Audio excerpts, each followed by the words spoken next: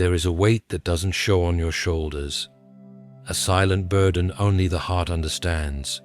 You smile when they walk into the room. You answer when they don't call. You remember the dates they always forget. And night after night, you ask yourself the same question. Why does it feel like I'm the only one trying? Some relationships are quiet prisons dressed up as love stories. From the outside, everything looks fine. Two people, one connection, maybe even years together. But behind the curtain, one soul is bleeding while the other is barely present. One is watering the garden with their tears while the other lies under its shade. One is carrying the weight of communication, forgiveness, loyalty, and the other just exists. Have you ever felt like you're speaking to a wall that used to be a person? Do you ever replay conversations in your head? Not because they meant something, but because they meant everything to you and nothing to them. This is not how love feels when it's mutual. Real love is not one-sided effort wrapped in silence and neglect. It doesn't thrive where one person is apologizing for being hurt and the other is too proud to notice. But the worst part is not the neglect, it's that you still care. You still fight. You still believe in the potential of something that seems to be dying. You love for both of you. You cry for both of you. You hope for both of you. And deep down you wonder, is this what God intended when He designed companionship? Because if it's from God, should it feel this draining? Should you have to choose between your peace and their presence? There comes a time when even the strongest heart must ask, am I in a relationship or just a performance? You can't keep watering what refuses to grow. You can't keep giving your energy to someone who only consumes it. If you are always the one who texts first, forgives first, plans everything, keeps things alive, apologizes to keep peace, and still feels alone, you are not in love. You're in responsibility. You're in emotional labor. You're in a relationship with a memory, not a person. But here's the deeper truth. Sometimes the reason you're holding it all together is because you are the one anointed with love, loyalty, and compassion. The weight is heavy because your heart is real. The pain is sharp because your spirit is sincere. The tears come because your love was never shallow. What if the very signs of your struggle are also the evidence of your spiritual calling? What if your pain is not just emotional but spiritual warfare, disguised in a relationship God never asked you to stay in? This message is not just about relationships, it's about spiritual clarity. Because there are moments in life where God will allow your strength to be tested by the weakness of others, not to break you, but to reveal you. You may think you're falling apart, but you're actually waking up. Now, before we move further, ask yourself, am I holding this together because of love or fear of being alone? Because if the relationship only survives through your efforts, your prayers, your loyalty, your forgiveness, then it's time to take a hard, holy look at why you're still holding it. Sometimes God allows broken relationships not to destroy us, but to show us who we are when we're the only ones fighting. Sometimes He reveals your anointing through the pain others refuse to acknowledge. Which brings us to the truth many overlook. Sometimes the fact that you are the only one holding it all together is the very sign that you are the one chosen. You are the one anointed, not just to love, but to see clearly. You feel emotionally and spiritually exhausted, but still show up out of love. There's a unique kind of exhaustion that doesn't come from physical labor. It's not the tiredness of the body, but of the soul. It's the ache that settles into your spirit after too many nights of silent prayers and too many mornings pretending everything is fine. When you're the only one trying to keep a relationship alive, it becomes less about love and more about survival. And yet you stay, you show up, you still care. Why? It's because your love is not shallow. It is not transactional. You do not give to receive, you give because that is who you are. You are led by a heart that was molded by God Himself, a heart that understands covenant, not convenience. When someone you love is distant, cold, careless, you don't run. You bend, you kneel, you pray, you sacrifice not because you're weak, but because your soul is tethered to something deeper than the moment. It is tethered to your divine nature. And yet that kind of love costs something. It drains, not because love is weak, but because it wasn't meant to carry both sides alone. You weren't created to pour endlessly into a vessel that has no intention of pouring back. You weren't anointed to be someone's emotional crutch while they ignore your breaking point. But you do it because there's something in you that believes in restoration and redemption, because you still see hope when others have already given up, because you were created in the image of a God who did not stop showing up, even when we failed him time and time again. This exhaustion is sacred. It is the cry of a soul that gives, loves, believes, and aches. It's what Jesus must have felt in Gethsemane, knowing he was carrying the weight of people who didn't even recognize his love. And you carry that same spirit when you show up for someone who has forgotten what your presence truly means. But here's what you must understand. Your exhaustion is not a sign of failure, it is a sign of depth. It is a testament to the strength of your spirit. Weak people give up easily. Cold hearts walk away. But it takes someone chosen, someone appointed, someone anointed to stand in the fire and still whisper, "I will not stop loving." Even when your arms are tired, even when your soul feels heavy, you still make room for grace. You still wipe away your own tears and then turn around to comfort someone else. That is not ordinary. That is divine. You're not just exhausted. You are in a spiritual battle to preserve what only you seem to value. But do you know why you keep fighting? Because God placed something inside you that others may not have. A love that mirrors his. A strength that doesn't fold. A spirit that doesn't surrender. And that's exactly why this sign matters. You're the only one who initiates healing, forgiveness, and communication. It's not just the silence that hurts, it's what the silence represents. When a relationship breaks, it rarely shatters all at once. More often, it cracks slowly. A missed call here, a cold response there. Misunderstandings left untouched. Apologies left unsaid. And in the middle of it all stands one person, you. The one always reaching across the chasm. The one constantly extending peace, even while you're bleeding internally. You initiate every difficult conversation not because you enjoy confrontation, but because your soul can't bear the weight of disconnection. You apologize first, even when you're the one hurting. You open the door to healing, not because they asked you to, but because your heart won't allow bitterness to reign. You are not led by pride. You are led by the Spirit of God. Forgiveness isn't easy, especially when you keep giving it to someone who doesn't seem to value it. But you do it anyway, not because they deserve it, but because you refuse to let anger own you. That's a strength not many understand. To forgive someone who continues to wound you is not weakness, it is spiritual maturity. It is divine alignment. It is choosing freedom over revenge. And it is a sign that your heart is governed by something far greater than human emotion. Every time you choose to speak when silence would be easier, every time you choose to forgive when vengeance feels justified, every time you choose to stay open when your spirit screams to shut down, you are echoing God's nature. God initiates. God reconciles. God speaks first. And when he sees you doing the same in a relationship that feels one-sided, he doesn't see foolishness, he sees faithfulness. He sees someone willing to mirror his heart even when it hurts. But what breaks your heart is not the conflict. It's the absence of mutual effort. It's watching someone stay quiet when they know you're drowning. It's feeling alone in a conversation meant for two.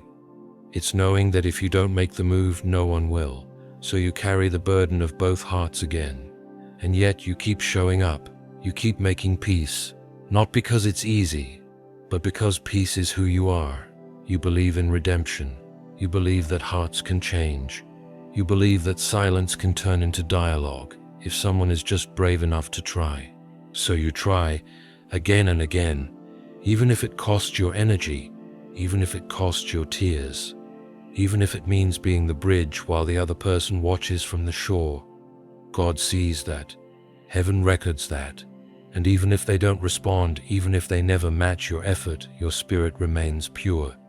And there is no prayer more powerful than the one whispered from a broken heart still willing to forgive. There's a weight that's hard to explain to anyone who hasn't felt it.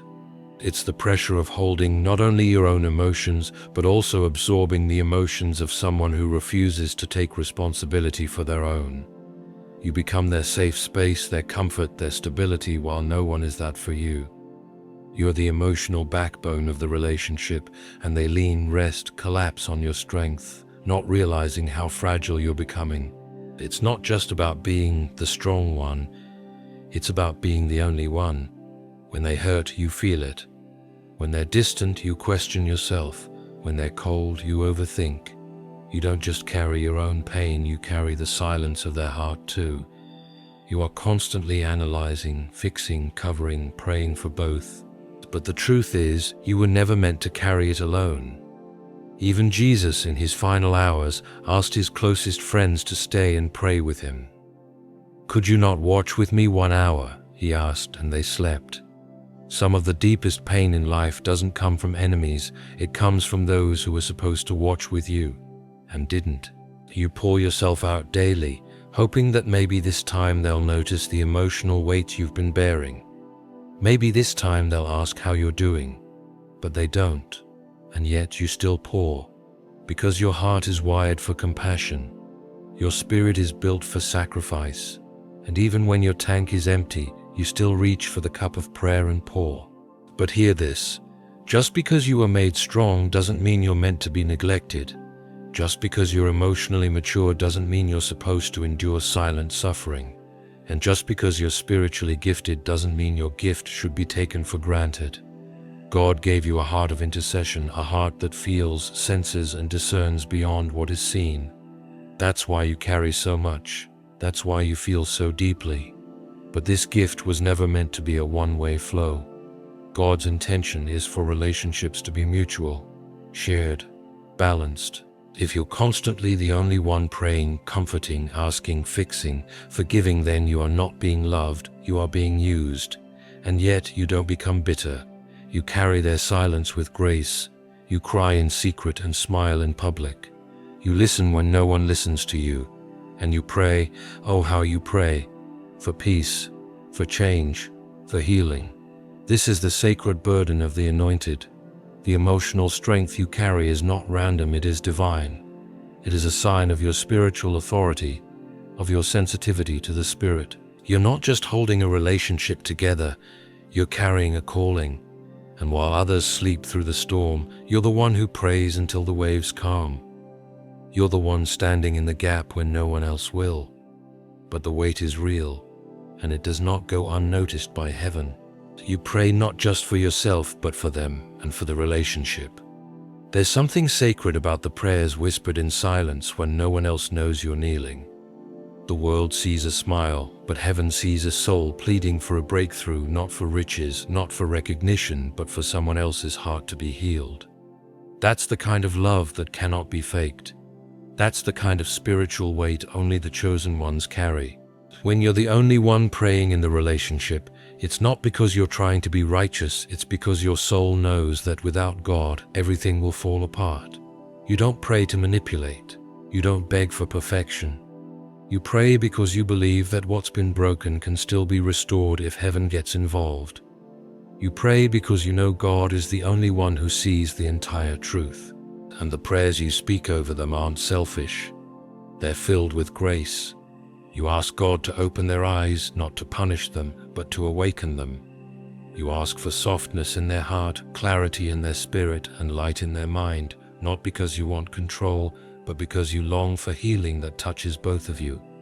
That's what real intercession looks like. Standing in the gap when the other person doesn't even realize there's a gap. And yet, it can be heartbreaking to cry out to God on behalf of someone who won't even speak to you with gentleness. To ask for blessings upon someone who keeps wounding you. To go into spiritual battle over a relationship that they treat like convenience. But even then, you don't stop, because there's something in you that believes God can still turn things around.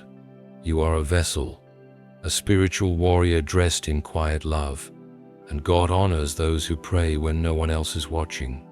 He sees the nights you lay in bed with tears rolling into your pillow, whispering prayers like, "Lord, don't let this fall apart," or "God, help them see what I see in us." Every time you lift their name to the throne of grace, heaven listens even when they don't. Some might call you foolish. Some might say you're doing too much. But intercessors know this kind of love is different. It's not rooted in ego. It's not controlled by emotion. It's born from a divine calling. Because when God anoints you, He often gives you vision others don't yet have. You see potential in them when they see nothing. You feel what they suppress. And instead of giving up, you go into spiritual labor, birthing healing through every prayer. And here's what most don't realize. The person you're praying for may never know how much they've been shielded by your intercession. The storms they avoided, the attacks they survived, the peace they feel but didn't earn. You fought for that in the spirit. You stood between them and chaos. You cried out when they were asleep to the damage they were causing. You took it to God instead of revenge, and that's the kind of strength only the chosen carry. And so you keep praying, not because you're weak, not because you're desperate, but because you're called. Because your love is rooted in a power far deeper than emotion. It's rooted in purpose. And even if they never know it, God knows. And one day that seed you've planted in prayer will bear fruit either in restoration or in your healing. You feel God calling you to evaluate the cost of staying versus the freedom of letting go. There's a moment, quiet, subtle, almost holy, when your spirit begins to feel the tension between loyalty and liberation. You start to hear the voice of God more clearly, not just through sermons or scriptures, but through your weariness, through your tears, through the silence after another failed conversation. And that voice doesn't come to condemn you, it comes to awaken you. You feel it when you sit in the room with them and realize you're lonelier than when you're by yourself. You feel it when your prayers shift from "God, fix this" to "God, show me if I'm supposed to stay." That shift is sacred. It means your spirit is rising above emotional attachment and beginning to seek divine alignment. God never asked you to be a martyr for dysfunction. He never called you to carry the weight of a relationship that only drains you. Yes, He values commitment. Yes, He blesses long suffering. But He also calls you to wisdom, to discernment, to peace. There is a spiritual cost to staying where you are constantly poured out and never filled. And if you're hearing this message today, maybe it's because God has been gently nudging your soul to ask the hard question: is this still my will or just your habit? When you're the only one fighting, God sees that. But He also knows what it's doing to your heart. You were not created to endure emotional starvation in the name of faith. You were created to thrive in love that reflects His covenant. Love that nourishes, not depletes. Love that protects, not erodes. And so He brings you to this place not to break your heart, but to break the illusion. The illusion that you must sacrifice your emotional health to prove your devotion. The illusion that staying is always more holy than walking away. Sometimes walking away is the holiest thing you can do, not because you stopped loving them, but because you started loving God's voice more. When God begins to call you out of something, you feel it in your sleep, in your breath, in the heaviness you carry through the day. You feel it in how your peace starts to vanish and how your spirit becomes restless. You're not just tired, you're being spiritually prepared for something greater. God is drawing a line between what was and what could be. And He's asking you, will you trust me if I ask you to let go? This is where many break, because letting go feels like failure. But in God's kingdom, letting go is often obedience, and obedience always leads to new life. When you're ready for the next sign, I'll continue. You sense that your presence uplifts, but theirs drains your spirit. There's a quiet tragedy in realizing that the relationship you pour life into slowly takes the life out of you. You walk into the room and the energy shifts. You smile, speak gently, offer peace, bring joy. You bring the light. But when they walk in, that light dims. Your soul retreats. Your spirit senses the shift before your mind even has time to register it. That's not intuition, that's spiritual discernment. Your presence is a gift. It's not just your laughter or kindness. It's the atmosphere you carry. It's the calm you bring in chaos. The compassion that flows from you even when you're tired. The emotional safety people feel when they're around you isn't an accident, it's the result of a heart tuned to heaven. But not everyone knows how to honor that gift. Some only know how to consume it. You feel it in the silence after you speak life into them and receive nothing in return. You feel it in the way they take your encouragement, your comfort, your warmth, and offer no shelter for your soul in return. You leave every conversation feeling more drained, more confused, more empty than before. And yet you convince yourself to stay. You tell yourself that it's just a season, just a rough patch. But deep down, your spirit is whispering, this is not how love is supposed to feel. You are not imagining things. Your exhaustion is not weakness. It's spiritual evidence that the relationship is feeding off you without feeding you. And God will never ask you to sustain a connection that costs you your anointing. When your joy becomes a transaction and your peace becomes a sacrifice, it's no longer love, it's a spiritual imbalance. Have you ever noticed how you feel lighter around certain people? How some friends, even after just 5 minutes, uplift you in ways you can't explain? That's not coincidence, that's alignment. That's God showing you what mutual energy feels like. But when your spirit feels heavy in someone's presence, when your laughter turns into a mask and your kindness turns into currency, you are not being loved, you are being drained. And here's what many don't understand. Being spiritually drained isn't always loud. Sometimes it's subtle. You stop praying like you used to. You stop laughing like you used to. You dread their phone call. You feel your light dim slowly day by day. You still serve, still speak kindly, still show up, but you feel a little less you each time. This is not just emotional. This is spiritual warfare. The enemy knows that if he can't break you with obvious sin, he'll distract you with silent soul erosion. He'll place someone in your life who makes you question your worth, who consumes your peace, who drains your light until you're so tired, you no longer remember what your joy used to feel like. But here's what God wants you to remember. Your light is not random. It's not luck. It's an assignment. And you were never meant to give it to someone who treats it like a light switch they can turn on and off whenever they please. You are not a backup generator for someone else's emotional needs. You are a temple, a sanctuary, a carrier of divine presence. God placed His Spirit in you for a reason. Your joy is supposed to be protected. Your peace is supposed to be nurtured. Your energy is supposed to be shared with those who recognize its value, not those who drain it like it's their right. The relationship you're holding onto may once have been filled with warmth. Maybe it began with mutual respect. But seasons change, and sometimes the only reason it continues to exist is because you are the one breathing life into it daily. Without your effort, without your encouragement, without your willingness to show up, the entire connection would collapse. But relationships were never meant to survive on one person's strength alone. If the only reason this relationship is standing is because you refuse to let it fall, then you're no longer in partnership. You're in survival. You're in ministry. You're carrying someone who doesn't realize, or worse, doesn't care how heavy that's become for you.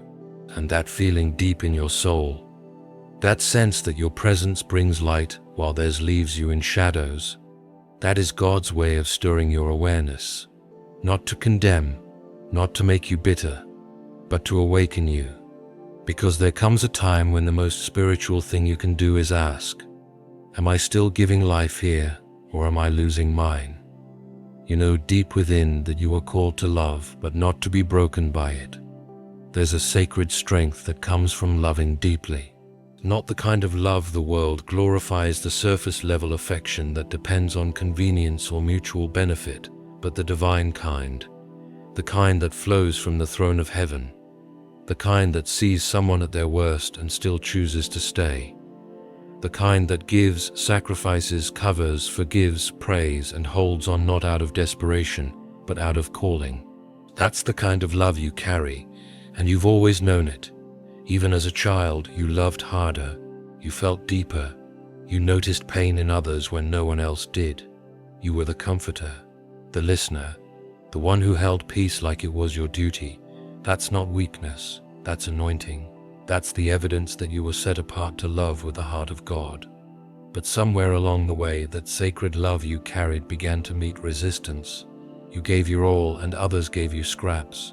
You stayed when others walked. You wept in secret for people who didn't even know they hurt you.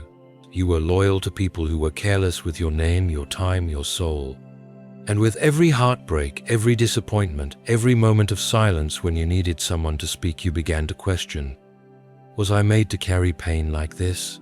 Let me speak directly to your spirit. No, you were not. Yes, you were called to love. Yes, you were created to reflect God's mercy, His grace, His compassion. But you were never designed to be broken by the very thing you were created to carry. There is a fine line between holy love and self-destruction, between a calling and a chain, between compassion and captivity, and when you are the only one holding a relationship together, that line becomes harder and harder to see. You start making excuses for their behavior. You spiritualize their neglect.